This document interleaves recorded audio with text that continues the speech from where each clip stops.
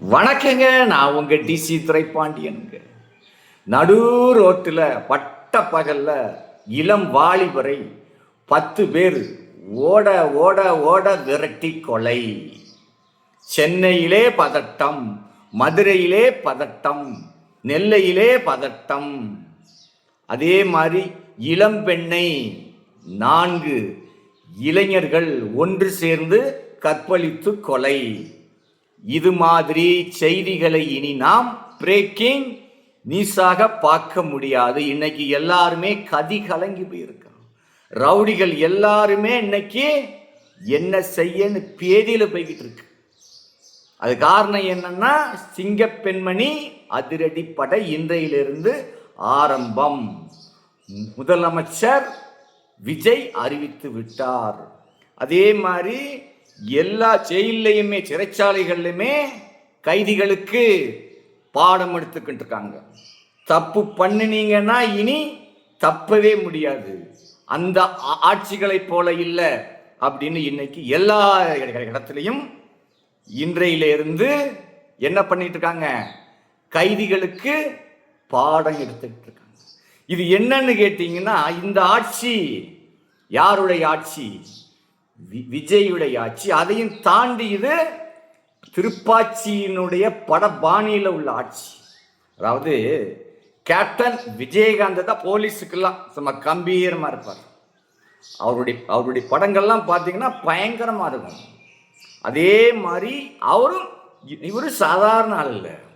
திருப்பாச்சி படத்துல நீங்க பார்த்திருக்கலாம். அவருடைய தங்கை வயிற்றிலே குழந்தை இருக்கும். அந்த குழந்தை வெளியிலே உதிப்பதற்கு முன்னாடி சென்னையில் உள்ள ரவுடிகள் எல்லாம் ஒழிக்கணும் பார். அதே மாதிரி எல்லாரையும் கூட்டிட்டு வந்து ஒரே ரூம்ல போட்டு அவ்வளவு பேரையும் ஒழித்து விடுவார். அதே மாதிரி தான் இன்னைக்கு நம்ம விஜயுடைய பாணி. என்னடா இவன் இந்த ஸ்டைல்ல போறாங்களாம். உண்மை அதுதானே.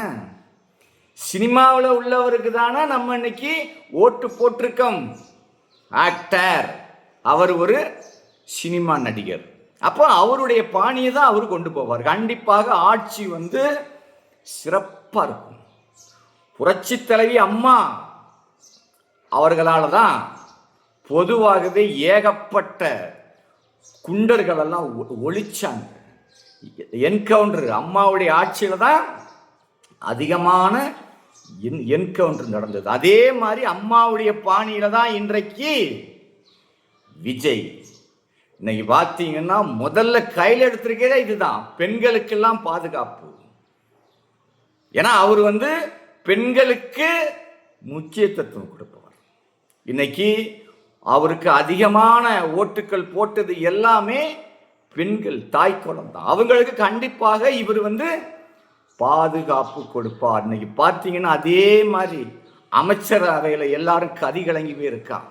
அவருடைய கட்சியிலே தப்பு பண்ணுனா உடனே கட் அவுட். அது மாதிரி உள்ளவங்க இன்னைக்கே நீங்கள் உஷாராயிக்கிடுங்க அப்படி என்று விஜய் அவர்கள் சொல்லிவிட்டார். அதே மாதிரி எதிர்கட்சியில நிறைய பேர் இன்னைக்கு ஊழல் இல்லாம இல்ல, அத்தனை ஊழல்வாதிகளும் இன்னைக்கு கத்தி கலங்கி மிரண்டு போயிருக்கான். இன்னைக்குதான் விஜய் முதலாக சட்டமன்றத்துக்குள்ள போறார். அங்கே கம்பீரமா இருக்கும், போட்டி சரியா இருக்கும். இன்னைக்கு சாதாரண ஆள் இல்ல. அங்கேயும் உதயநிதி ஸ்டாலின்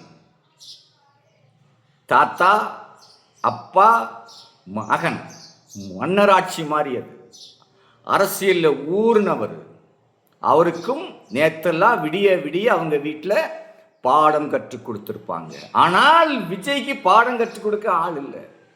அவரே எல்லாருக்கும் பாடத்தை கற்றுக் கொடுப்பார்.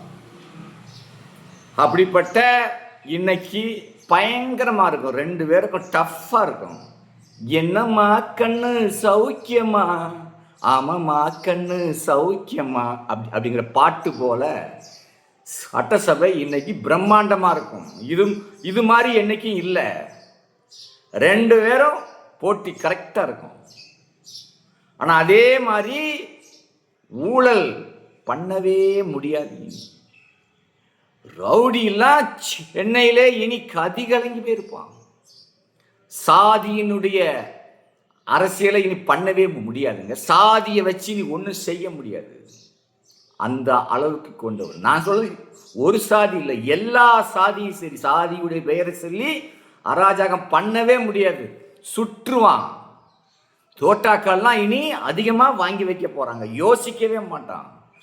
தப்பு பண்ணினவனுக்கு தண்டனை அது உடனே இருக்கும்.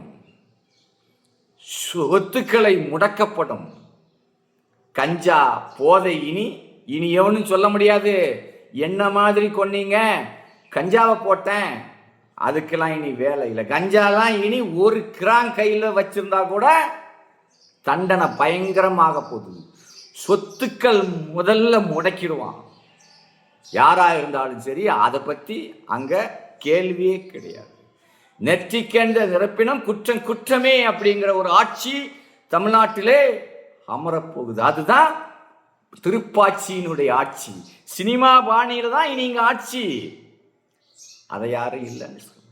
மந்திரிகள், பழைய மந்திரிகள் எல்லாரும் இப்ப கதி கலங்கி போயிருக்கான். என்னடா செய்ய போறான்?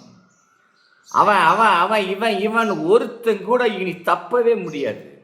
விஜயுடைய ஆட்சி சுத்தமான ஆட்சி. அவருக்கு எதுவும் எனக்கு வேணான்னுட்டாரு. மக்களை பாதுகாக்கிறதுக்கு மட்டும்தான் நான் முதலமைச்சர் ஆயிருக்கேன், என்னை பாதுகாப்பதுக்கு இல்லை அப்படின்னு ஒரே அடியை சொல்லிட்டார்.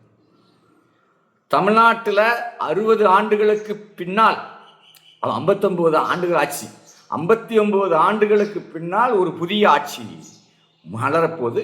பெண்களுக்கெல்லாம் பாதுகாப்பு கண்டிப்பா இருக்கும், யாரும் தப்பு செய்யவே முடியும். அட்வொகேட்டுகளும் இதால கதி கலங்கியிருப்பாங்க. என்ன ஆக போகுதுன்னு தெரியல. உடன் தீர்வு. கொலை பண்ணணும், உள்ள போனோம், 50 நாள்ல வெளியே வந்தோம், அதெல்லாம் இனி இருக்காது. கவின் கொலை வழக்க பாருங்க. கவின் கொலை வழக்குல என்ன ஆச்சு? பெற்றோர்களையும் தூக்கி உள்ள வச்சிருக்காங்க, எந்த கேஸ்லையும் இல்லை. அதே மாதிரி இனி தமிழ்நாட்டில் எந்த கொலை, அது சாதி கொலையாகட்டும் எந்த கொலையாகட்டும், கொலைன்னு ஒருத்தன் பண்ணிட்டான்னா அவன் உள்ள இருந்துட்டு வெளியில வரவே முடியாத மாதிரி இனி மாத்த போறாங்க. உள்ளே வச்சு அவனுக்கு தண்டனை. அதுக்கு என்ன வழி? அதை தான் இனி முதல்வர் விஜய் அவர்கள் கைக்கு எடுக்கிறார். ஆக மொத்தம் இனி தமிழ்நாட்டிலே மக்கள் நிம்மதியாக தூங்கலாம். பெண் பிள்ளைகள்லாம் எந்த நேரமும் வெளியில போலாம் வரலாம். ஏதாவது ஒரு அசம்பாதம்னா உடனே என்ன, யாரும் தப்பிக்கவே முடியாது.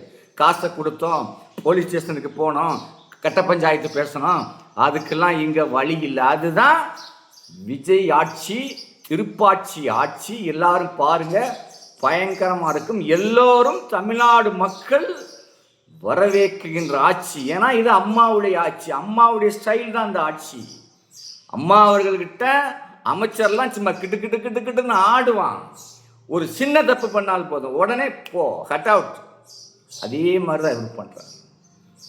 அதிகாரத்தில் இனி யாரும் வாழவே முடியாது. தமிழ்நாட்டு மக்களுக்கு ஒரு நல்ல பாதுகாப்பை கொடுக்கக்கூடிய முதல்வர் அமைந்து விட்டார் என்று சொல்லி விடைபெறுகிறேன். நான் உங்கள் டிசி துரைப்பாண்டியன்.